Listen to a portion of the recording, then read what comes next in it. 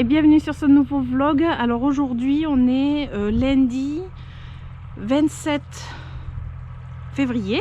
Je reprends ma caméra pour vlogger, ça me fait plaisir. Je voulais vous amener dans le jardin. Il fait extrêmement froid. Là je pense qu'on est proche des 0 degrés. Cette nuit ils annoncent du moins 3 je crois, quelque chose comme ça. Il fait froid. On a eu un peu de pluie la semaine dernière, mais là il fait vraiment froid. Donc je vous amène vite fait en extérieur pour vous montrer où en est le bassin. Mais je pense que là il fait tellement froid que je vais pas y rester très longtemps. Mais je voulais quand même vous montrer un petit peu l'avancée du bassin. Mon mari a avancé hier. Il faisait très froid, il y avait beaucoup de vent, mais il a quand même avancé. Bon, on n'est pas encore au bout, hein, mais voilà, je vais vous montrer ça. Alors en passant, le camélia en fleurs. Voilà, il fait tellement froid que les fleurs commencent à tomber. Voilà, j'en ai pas trop profité cette année, mais bon. Voilà, c'est vraiment... ça fait bizarre, hein, c'est quand c'est l'hiver, c'est tout vide. Le bruit que vous entendez au fond, c'est le tracteur dans le champ derrière. Voilà, et ici, on est au niveau du bassin. Donc mon mari est en train de ferrailler le bassin. Oh, qu'il fait froid, bon sang. Qu'est-ce que je fais dehors? C'est pas possible. Ça fait 15 jours en fait que je sors pas, donc voilà, il est en train de le ferrailler. Alors je fais attention où je mets les pieds parce que il y a des ferrailles un peu partout. Ça c'est typiquement le rangement de mon mari, hein. Voilà, il est en train de faire les différents niveaux. Donc vous voyez, ça c'est la...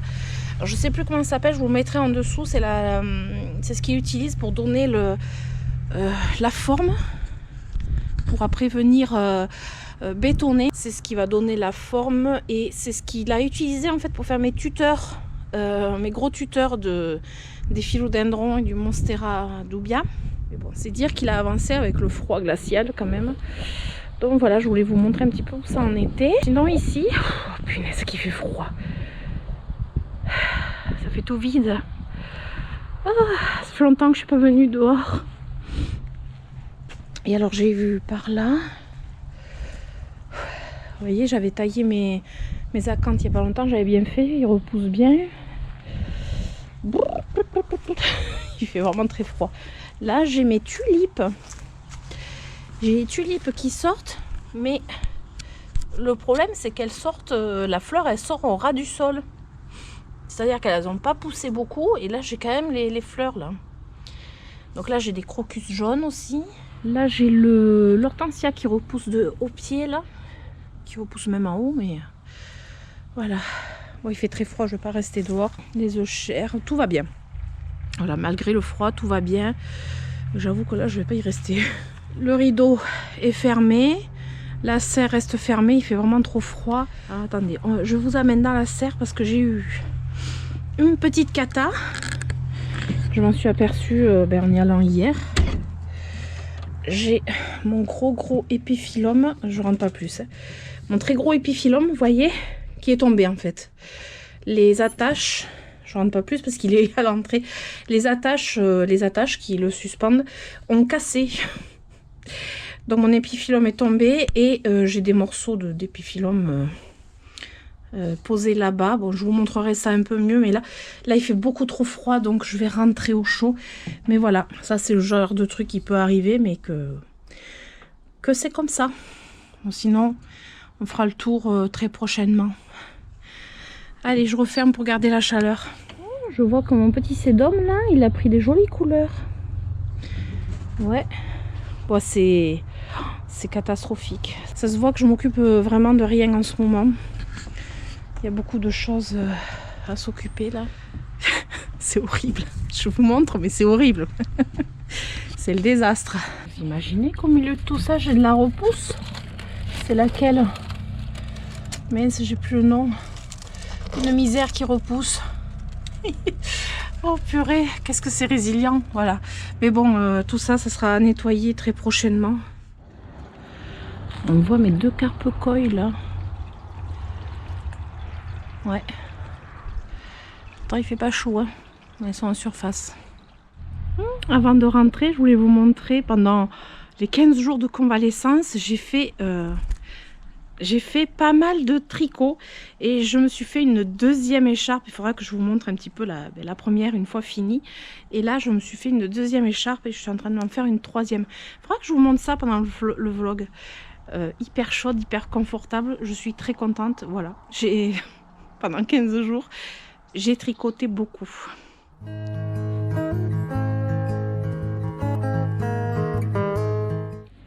Alors on est mardi 28 février, dernier jour du mois de février déjà. J'avoue que je ne l'ai pas vu passer. Je reprends du poil de la bête et du coup je reprends aussi à m'occuper de mes plantes. Pendant 15 jours je me suis quasiment pas occupée de mes plantes et je dirais que ça se voit. Je dirais que ça se voit. D'ailleurs je vous ferai une vidéo je pense sur les plantes qui vont pas bien et qui ont clairement pas aimé que pendant 15 jours je les délaisse parce que j'en ai quelques-unes et ouais je pense que je ferai une vidéo un peu dans ce type là mais j'en ai déjà une devant moi mais là je vais lui faire quelque chose pour que ça aille mieux. Donc j'avais envie de vous montrer ça, c'est mon Maranta Kirchoveana variegata et non variegata puisqu'il y a les deux, il y a les deux types dedans et j'ai la bonne surprise. Alors, c'est parfois voilà il y a des choses qui sont plutôt sympas, c'est que je vous disais justement à l'instant qu'il y a des plantes qui ont vraiment pas aimé que je sois pas dispo, que je sois pas là pour m'occuper d'elles, et puis il y a des plantes, bah écoutez, juste de pas oublier de les arroser, ça a suffi pour que ça reparte. Et bien le Maranta Kirchoveana, c'est ce qui lui arrive, tout simplement. Vous voyez, il repart depuis la base, il a été pas bien tout l'hiver. Je dirais que cette plante, c'est un peu typique pour l'hiver. L'hiver dernier, elle m'avait fait la même, hein, elle m'avait fait le même truc. C'est, je vais pas bien en hiver, je fais des trucs tout moches, je sèche, je jaunis. Alors en même temps, c'est vrai que bon, je suis pas hyper rigoureuse sur les arrosages en hiver. J'ai tendance à beaucoup moins arroser, donc forcément, voilà. Voilà, je viens de l'arroser, elle dégouline un petit peu. Mais là, voilà. Vous avez vu les feuilles toutes moches qu'elle me faisait là. Je vous l'avais montré déjà, hein, qu'il allait pas très bien. Hein. Regardez, c'est pas très joli. Puis là, au milieu, mais c'est waouh. Et du coup, je vais l'aider à bien repartir. Alors, je vais quand même prendre la caméra pour vous montrer un petit peu mieux le centre. Parce que vraiment, ça vaut le coup. Voilà ce que je veux dire par elle reprend. Regardez un petit peu ces feuilles. Nickel, propre, magnifique. Et j'ai même la version variegata qui repart, vous voyez.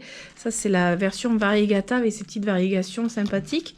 Ça, c'est la version non variegata. Hein, voilà, j'ai sur un pied, vous voyez, avec des variégations. Et l'autre, bon, mais il n'a pas de variégation, c'est pas bien grave, je m'en fiche totalement. Moi, je trouve cette plante très belle, comme ça, quand elle repart juste. Alors, ce que je vais faire, c'est tout simplement couper tous les bouts là, tout ce qui est en trop, je vais couper, je vais venir couper ça, voilà, pour juste la rafraîchir et puis qu'elle reparte uniquement du centre. Ça, c'est l'avantage des marantacées, je trouve. Donc ce que je voulais dire, c'est que l'avantage des marantacées, en même temps je vais m'occuper quand même de ma plante, c'est que comme c'est une plante en fait à rhizome, avec une souche, je regarde quand même qu'il n'y ait pas de nuisible. C'est une plante en fait que si on coupe à ras, ça c'est valable pour tous les marantacées. Alors les marantacées, ça inclut donc les marantas, mais aussi les calathea, les cténanthes, les stromantes. Ça c'est la famille des marantacées. Et en fait, si vous coupez tout quand elle va pas bien, il y a des chances qu'elle reparte du pied. Qui est plutôt sympathique. Alors là je vais couper, ouais je vais couper quand même, hop, je sais pas si je garde cette feuille, je vais peut-être garder une feuille sur un pied là. Bon là ça me donne même pas envie de bouturer honnêtement. Voilà, là je vais couper, est-ce que ça vient d'un pied qui repart? Oui, hop, on coupe. Voilà, j'enlève les vilaines feuilles. Est-ce que ça part? Est-ce que c'est un pied qui repousse là? Hop, on coupe. Et du coup, en fait, l'avantage, c'est que en coupant les vieux pieds, Alors ce qu'il y a de bien, c'est que là ça repartait avant que je coupe, c'est quand même, je pense, peut-être mieux. Mais si vous avez des problèmes de nuisibles par exemple, ou que votre plante va pas bien, comme les Maranta, ben, vous pouvez la couper à ras et normalement elle repart. Et là vraiment je suis choquée du fait qu'elle soit repartie comme ça, parce que ben, elle était vraiment pas bien. Puis je me suis dit, de toute façon je vais arrêter cette plante parce que ça me gonfle tout simplement. Et en fait elle est trop belle quoi. Voilà, là j'ai enlevé, je vais peut-être me mettre à bouturer, mais j'en ai plein en fait des pieds de cette plante à bouturer. D'ailleurs il faudra que je voie où ça en est. Ils sont dans, les pieds sont dans mes toilettes. Donc là je coupe, hop, bien court. Je fais du nettoyage, hein. Ça va lui faire du bien. Je suis sûre qu'elle va bien repartir cette plante. Et je vais vous montrer ça. Alors voilà ce qui reste de ma plante. Voilà, des jolies feuilles, des jolis pieds. Et là j'ai le pied variegata ici. J'essaie de vous le montrer comme il faut. Vous voyez là, ça c'est le pied qui est variegata. J'ai 3 petites feuilles. Là j'en ai une autre qui arrive. Franchement il est vachement bien reparti. Là c'est un pied non variegata. J'espère que vous voyez bien. Voilà, hop, variegata. Il y a les petites taches blanches, roses, rouges. Et non variegata, c'est celui-ci. Et le 3e pied, c'était un non variegata. Donc j'ai un pied, ouais, j'ai un pied variegata. Il y a 3 pieds en tout. Voilà, mais c'est magnifique. Voilà tout ce que je lui ai enlevé. Ça fait beaucoup, hein. Ça fait beaucoup, mais en même temps, c'est toutes les feuilles qui étaient quand même abîmées. Voilà, même celle-ci, vous voyez, elle était en soi, elle n'était pas complètement abîmée. Hein. Ça, c'est la version variegata. C'était le bout qui était sec, mais en même temps, elle avait quand même, vous voyez, des tiges très très longues, moitié dégarnies, sans aucun intérêt, je trouve. Et comme c'est une plante qui repousse à la base, ben en fait, un peu comme dans le jardin, vous avez des plantes comme ça qui l'hiver finalement dépérit au niveau du feuillage, et puis au printemps on repart du pied, et du coup vous coupez tout, tout le vieux feuillage, puis vous repartez avec une plante toute neuve. Ben, là finalement c'est pareil, le Maranta, en tout cas Kirchoveana, parce que le Fascinator, le tricolore, je l'ai perdu complètement. Je pense que là il y avait eu quelque chose qui n'allait pas, puisque je l'ai gardé quand même longtemps. Lui c'est le 2e hiver que j'ai, et la première fois il m'avait pas fait, c'est-à-dire que le feuillage n'était pas terrible, j'avais coupé pas mal de feuilles, mais j'avais gardé tout le feuillage d'origine quoi. Mais là c'est la première fois qu'il me fait carrément, je repars du pied, voilà. Et je trouve ça encore mieux, parce que du coup je repars avec une plante toute neuve, et je suis plutôt contente et satisfaite du résultat. Voilà. Ça fait plaisir quand c'est comme ça.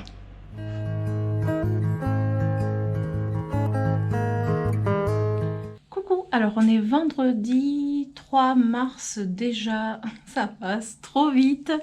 On se retrouve pour le dernier jour du vlog. J'avais envie de faire un petit truc. Je me suis rendu compte que sous ma dernière vidéo sur les pothos, qui est sortie donc mercredi dernier, juste avant, j'avais en commentaire, alors j'ai lu vos commentaires, j'ai pas encore répondu d'ailleurs, je vous le dis, parce que j'ai lu aussi les commentaires de la vidéo précédente, mais j'ai pas encore répondu.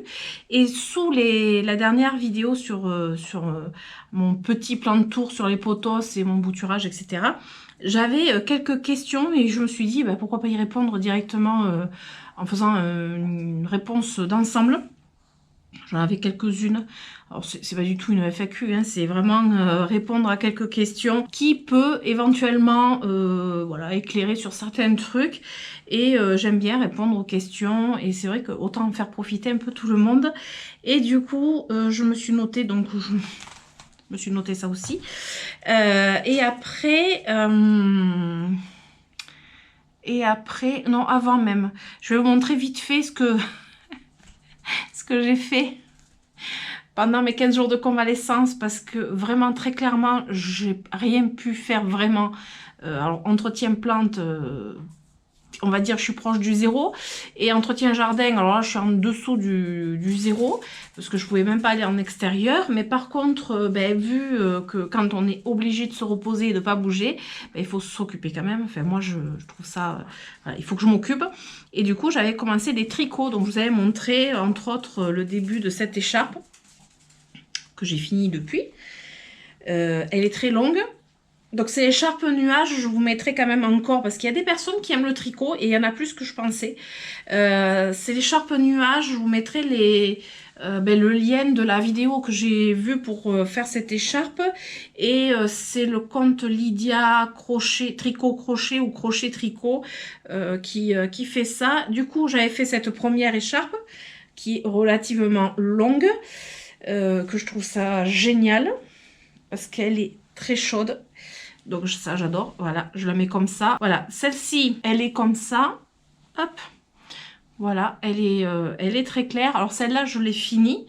Et après, j'ai attaqué une deuxième. C'est pour vous dire à quel point je pouvais pas faire autre chose, quoi. J'ai attaqué une deuxième, c'est celle-ci. Je la trouve trop jolie. Avec un dégradé de couleur, mais juste magnifique, que j'adore. Je la portais... je crois que je la portais dans la semaine sur Rush de vidéo. Par contre, je n'ai pas rentré encore les fils. Voilà, c'est juste que... comment dire? C'est toujours les finitions qu'on a du mal à faire. Donc, je n'ai pas encore rentré les fils. Mais je la trouve vraiment trop belle. Elle a un superbe effet aussi. Alors, vraiment, là, je vous parle de tricot. Mais c'est vraiment pour vous montrer à quel point, pendant 15 jours, j'ai vraiment rien fait d'autre que tricoter. Voilà, donc ça, c'est la deuxième. Je la trouve vraiment trop belle aussi. La couleur, elle est magnifique. Vous avez rigolé. Même si je suis plus en convalescence, mais bon, je suis pas encore au taquet. Hein. Ça, c'est sûr. Je suis en train d'en tricoter une troisième. Jamais 203, vous allez dire. Voilà. Elle est trop belle aussi. J'adore les couleurs. Nougatine et Ondine qui se chamaillent en dessous, comme d'habitude. Voilà. Hop. J'adore les couleurs. Alors, celle-ci, elle n'est pas finie. Elle n'est pas finie, mais voilà, là je tricote plus lentement pour le coup, parce que j'ai quand même autre chose à faire. Mais le rendu serait à peu près comme ça, au niveau des couleurs. Comme ça, je vous montre à peu près les couleurs. Je trouve ça très joli avec le violet et tout, le bleu, enfin j'adore. Voilà, j'adore. Et je tricote avec des aiguilles circulaires, contrairement à ce que je pensais faire. J'avais jamais essayé les aiguilles circulaires et là en fait sur les conseils de certaines personnes j'ai commencé aux aiguilles circulaires et j'adore essayer, c'est adopté. Du coup voilà, je me trimballe mon petit panier avec mon tricot. C'est vraiment pour vous dire que je me suis reposée quand même pendant 15 jours. Voilà. Donc ça c'était la parenthèse tricot, activité manuelle. Voilà, je suis trop fan de ces écharpes, je suis trop fan. Il faudrait peut-être que je me mette à faire autre chose, ça serait bien. Du coup, j'ai mis de côté mon deuxième pulse que j'avais attaqué, mais voilà, c'est pas grave. On peut pas tout faire, et comme je sais que là, le printemps arrive à grands pas, et qu'après, je n'aurai plus une minute à moi pour me poser et tricoter éventuellement, parce que je sais que là, ça va être dardard dès que je vais pouvoir. Voilà, il fallait que je me repose, c'est ce que j'ai fait. Du coup, je vais essayer de répondre à vos petites questions vite fait, hein, parce que sinon, ça serait une vidéo complètement dédiée aux questions. J'avais par exemple, quel substrat pour le potos? Alors moi, j'utilise vraiment du terreau perlite. C'est tout, terreau perlite. Et en plus, j'utilise mon terreau, je vous avais montré dans des blabla plantes. C'est un terreau à semis hein, auquel j'ajoute de la perlite. Et de l'engrais osmocote, voilà, de l'engrais osmocote, mais c'est tout. Et suivant votre intérieur, si c'est très humide, par exemple, vous rajoutez un peu plus de perlite pour que ça sèche assez vite. Et si au contraire ça sèche très vite, vous mettez un peu moins de perlite. Mais terreau perlite, tous les potos, mais alors absolument tous, hein, mais qu'ils soient en suspension qu'il soit en petit pot ou en gros pot, moi c'est terreau-perlite. À la limite, quand vous mettez en gros pot ou pot plastique, vous mettez plus de perlite. Alors j'en ai en pot terre cuite, j'en ai en pot plastique, j'en ai dans des cache-pots, j'en ai dans des tout petits pots. J'ai toutes sortes voilà, de contenants pour les potos et je fais toujours terreau-perlite. Voilà, je fais vraiment au plus simple. C'est ce qui marche le mieux, je pense, avec ces plantes. Je pense, après c'est chez moi, je vous donne juste ce que je fais. Hein. Après, comment faire la transition en fait, la transition de l'eau, des potos qui sont bouturés en eau, aux potos, une fois mis en terreau, en substrat. En fait, je fais mon mélange terreau-perlite. Et ce substrat, au début, je le maintiens humide dans les premiers jours. Je le maintiens humide, mais pas détrempé. Hein. Humide, et petit à petit, je vais faire sécher plus, comment dire, au début, entre deux arrosages, je fais pas trop sécher, voilà, c'est ça que je veux dire.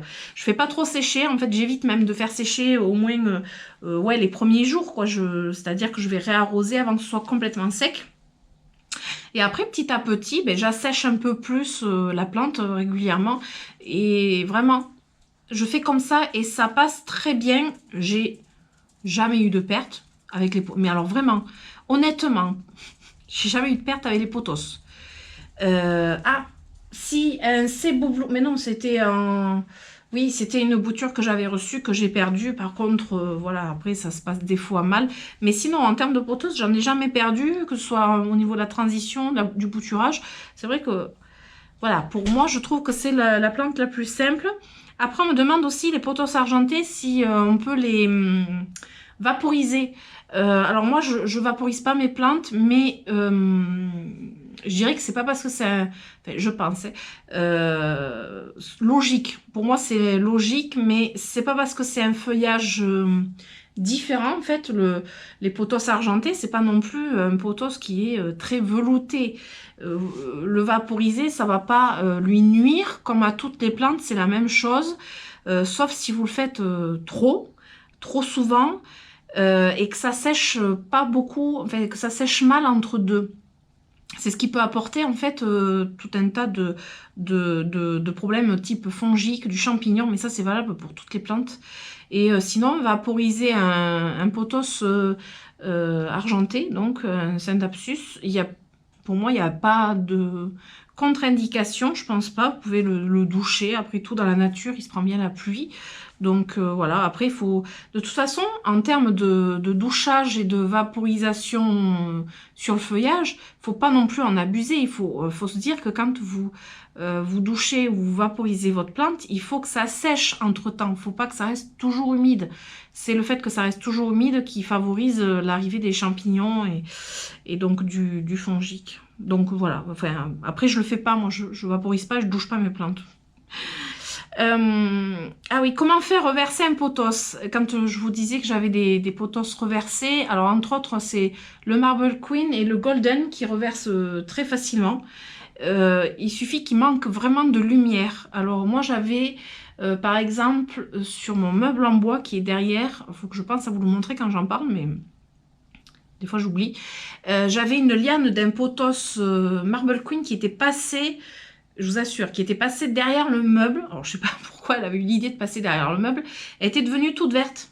Voilà, donc elle manquait de lumière, mais c'est elle qui avait choisi. C'est pas moi qui l'avais mis volontairement derrière, mais bon, voilà, elle s'est faufilée derrière. Du coup, elle a manqué de lumière. Du coup, c'est une liane qui a reversé. Et après, moi, typiquement, sur le grand potos que je vous ai montré, les lianes qui reversent, ce sont celles qui sont au pied, vraiment au bas, qui poussent au niveau du pot. Il faut vraiment que je vous le montre en même temps.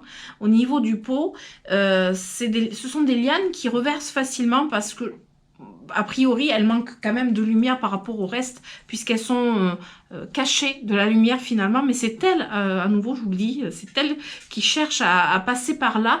Donc, voilà, c'est pas contre nature non plus. Je pense que c'est voilà, la plante, elle reverse, elle perd ses variegations.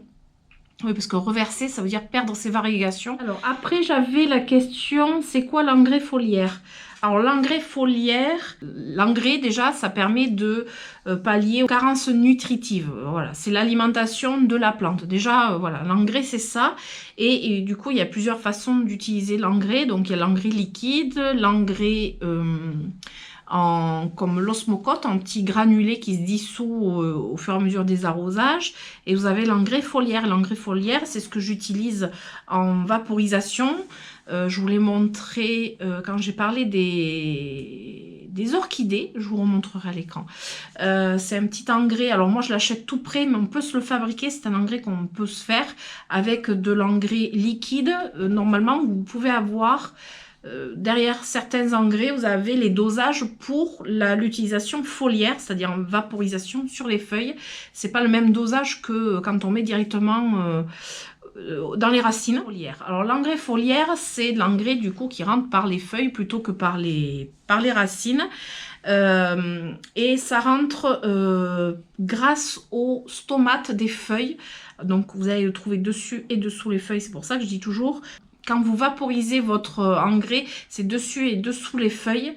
En fait, les stomates, ce sont des petites portes, on va dire ça comme ça, des petites portes microscopiques qui permettent à la lumière, à l'humidité et du coup, en même temps, par la même occasion, à l'engrais, donc les nutriments qui permettent donc de rentrer dans la feuille, du coup, dans la plante. Même si les feuilles ne sont pas vraiment faites pour absorber de l'engrais, puisque normalement l'engrais c'est plutôt par les racines, ça fonctionne bien. On utilise ça en horticulture, mais même dans l'agriculture, c'est vrai que ça fonctionne plutôt bien. Je pense que je peux pas dire grand chose de plus que l'engrais foliaire, sauf que c'est hyper pratique. Pourquoi le grand pothos ne fait pas le tour de la véranda? Ben parce que le grand pothos, il pourrait faire le tour de la véranda, puisque clairement, il a les racines qui pourraient faire le tour. Mais après, la lumière, elle est ici, elle n'est pas de ce côté, même si j'ai 2 lampes horticoles. Je trouve pas ça très pratique, et puis même pas esthétique, franchement, je sais pas. Je pense qu'il manquerait encore plus de lumière dans le coin. Mais, alors je sais pas si vous voyez, hop, je vais faire comme la météo, vous voyez là, ici...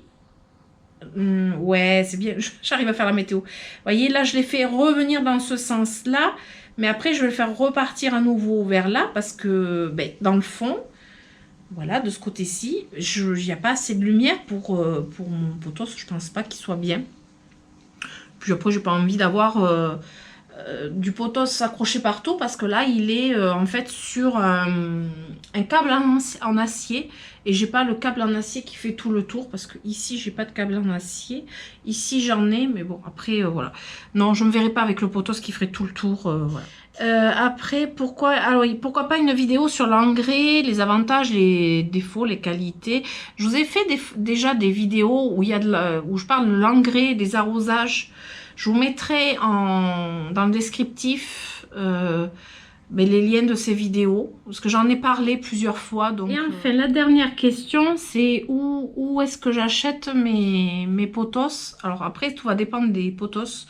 Il y a les pothos comme le Golden, le Marble Queen, que vraiment on trouve facilement, on a toujours trouvé facilement, je dirais. Par contre, il y a 3 ans en arrière, le Néon, le Scindapsus argyreus par exemple, ben moi je le trouvais jamais. Je trouvais jamais ces plantes nulle part, et ce que j'ai fait, c'est au culot, j'ai demandé à une vendeuse de gamme vert à l'époque si jamais je lui demandais des plantes, si elle pouvait voir si elle pouvait commander ces plantes, les avoir en magasin ou voilà, les proposer à la vente. Et elle m'a dit ça dépend des plantes et ça dépend des fournisseurs et ça dépend de la période. Donc je lui ai dit au culot, je lui demandais plusieurs pothos comme ça.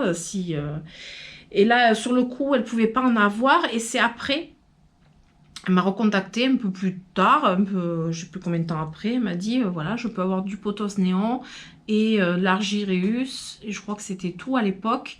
Du coup, ben, forcément, j'ai foncé pour en acheter.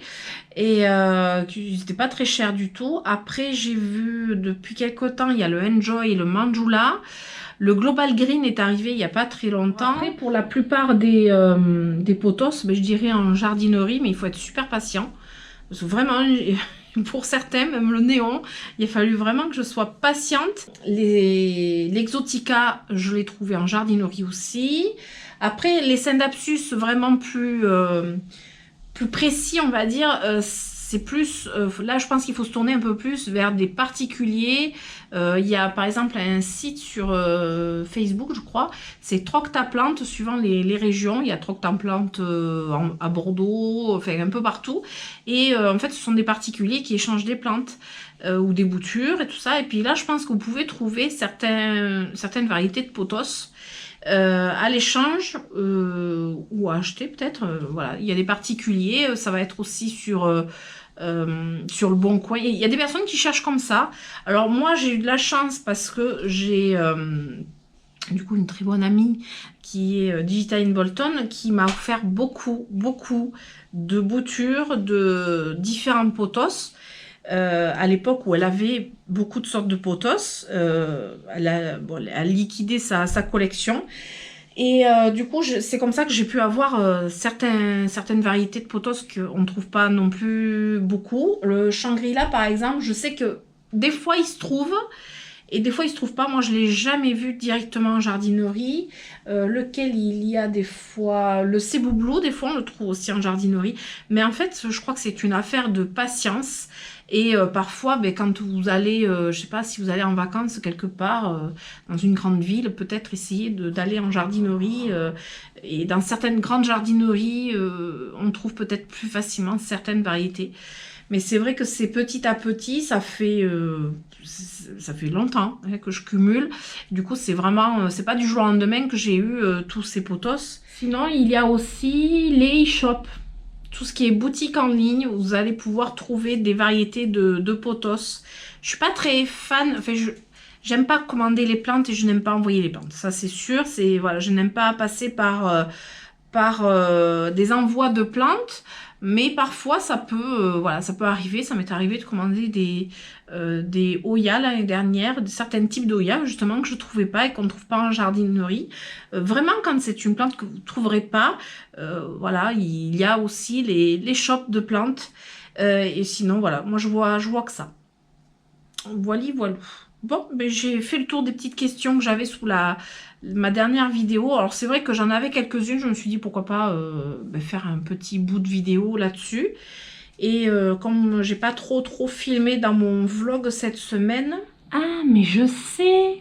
Mais je vais vous filmer encore une séquence. Ben, la séquence que je voulais vous filmer hier, que j'ai pas pu parce que hier, j'ai dû amener Nougatine chez vétérinaire. Elle m'a encore fait une frayeur. Alors, rien de grave, heureusement. Moi, j'ai eu peur quand même. Mais depuis quelques jours, elle avait, par moments, elle était un peu bizarre. Elle levait pas la tête et par moments, voilà, elle était normale et tout. Et puis par moments, elle restait un peu bloquée, tétanisée. Et je trouvais qu'elle avait...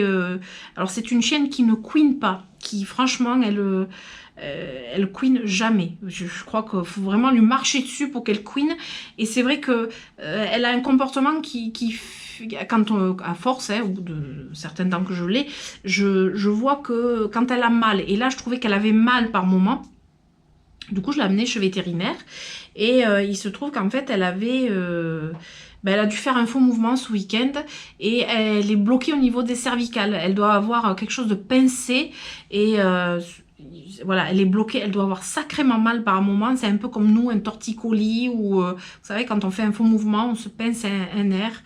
Et bon, je suis soulagée que ce soit pas autre chose, un problème neurologique ou autre, forcément. Mais bon, c'est vrai que j'ai eu quand même un coup de stress et du coup, hier, je voulais vous filmer un bout de vidéo, mais voilà, j'ai pas pu.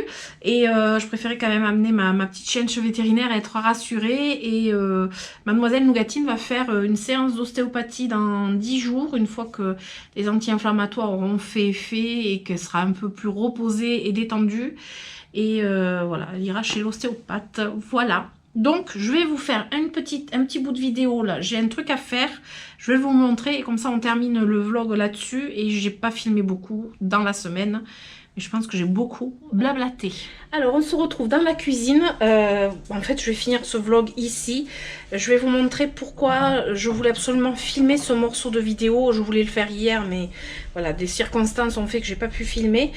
J'ai récupéré dans ma serre des boutures d'une certaine misère. Une misère à laquelle je tiens énormément, que m'avait offert Digital in Bolton.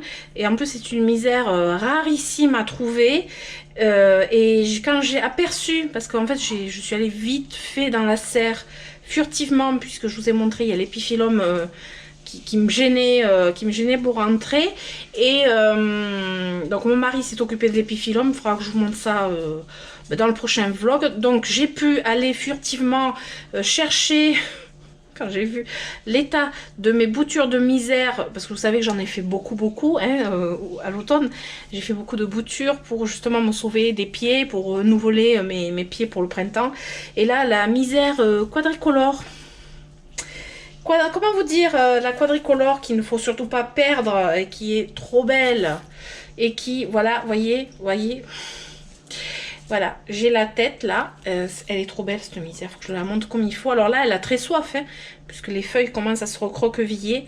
Regardez un peu cette beauté quadricolore, c'est une tuerie. Je crois que là, il fallait pas qu'elle reste plus longtemps, j'en ai plusieurs pots. Vous voyez, c'est... Voilà, il y a des pieds qui sont mieux que d'autres. Voilà, mais... j'ai les boules, quoi. Vous voyez, là, j'ai plus que les boules. J'arrive pas à vous montrer vraiment la beauté du feuillage. J'ai pas assez de lumière, peut-être, je sais pas. Vous voyez, la beauté du feuillage, une tuerie. Donc là, je vais couper... Parce que vous voyez, ce qui s'est passé, c'est qu'elle a poussé.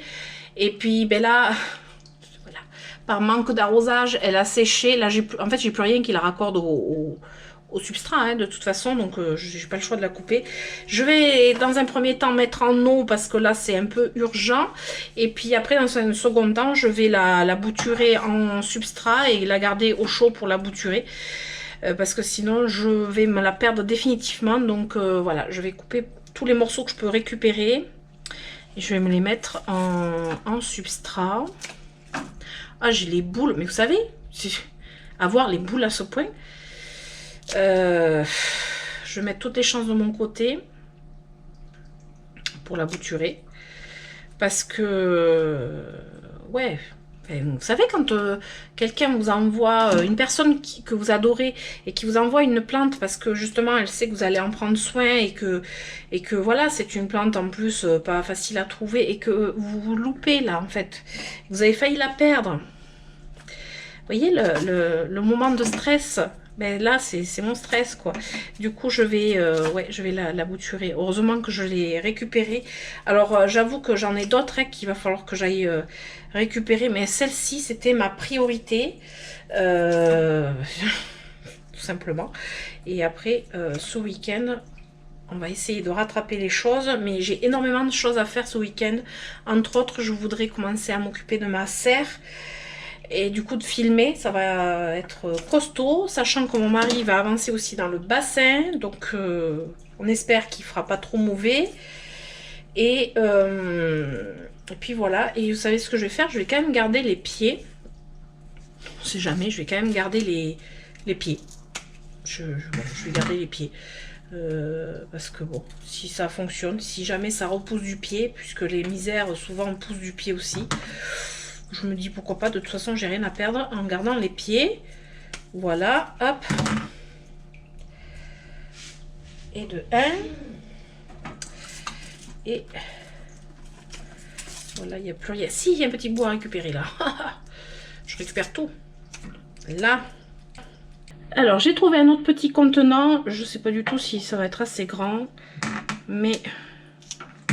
je voulais récupérer de l'eau de bouture par là, ça aurait été bien. Allez, je vais récupérer de l'eau de bouture de ces misères. Voilà. Comme ça, j'ai les hormones de bouturage direct. Là, je vais rajouter de l'eau. Vous voyez, celles-là, elles ont bien raciné. Et ça fait un moment. Il faut peut-être que je me mette à les... penser à les mettre en pot aussi. Ça serait bien. Donc là j'ai mis de l'eau, 2 bouturages, comme ça j'augmente mes chances. Petit bouquet de misère quadricolore. Elle avait soif. Hein. Voilà, je garde en eau pour l'instant. Je verrai dans le week-end si je garde tout en eau, si j'en mets quelques-unes en substrat, ou enfin, j'essaie de jouer à la sécurité avec toutes les boutures qu'il y a. Je pense que quand même, si je réussis pas, c'est quand même un comble. Et je vous montrerai ça certainement dans le prochain vlog. Du coup, je vous dirai ce que j'ai fait. Faut que j'y pense. Et puis on va arrêter ce vlog là. J'espère qu'il vous aura plu. J'espère que j'ai pas trop blablaté, mais c'est vrai que bon, ça fait du bien de reprendre un petit peu un rythme voilà, de vlog. J'adore ça. Et du coup, j'espère que cette vidéo vous aura plu. Si c'est le cas, je vous invite à mettre des pouces, à vous abonner et à activer la petite cloche pour les notifications de mes prochaines aventures. Et je sais pas si vous avez vu, mais enfin moi je me suis aperçue que j'étais quand même pas loin de 5000 abonnés. Voilà, ça me fait quand même un drôle d'effet. Je m'approche de 5000 abonnés, donc c'est voilà, je suis plutôt contente. Voilà, n'hésitez pas à vous abonner du coup à ma chaîne.